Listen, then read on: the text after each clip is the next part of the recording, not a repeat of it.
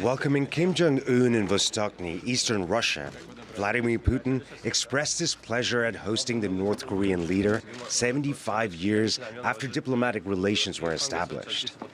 But Russia has never been as close to Pyongyang as the Soviet Union was. And now both countries have much to gain from a closer relationship. We have always expressed full and unconditional support for all the measures taken by the Russian government and President Putin. And I take this opportunity again to affirm that we will always be with Russia at the front line of the struggle for the independence against imperialism. Kim says establishing deeper ties with Russia has become a top priority in his country's foreign policy. North Korea is also enduring an acute food shortage and needs food imports from Russia. Of course, we need to discuss the issues of economic cooperation and humanitarian issues, as well as the situation in the region. We have a lot of issues to discuss. I am very glad to see you. Thank you for accepting our invitation and coming to Russia.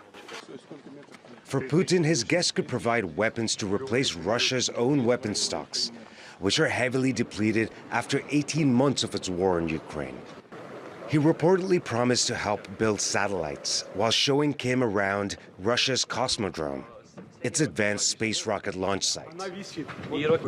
Both countries are under heavy international sanctions, and the U.S. has threatened to impose even more.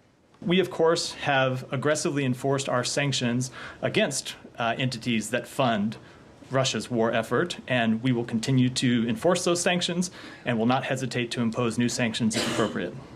Any transfer of arms will be a violation of the UN Security Council's resolutions.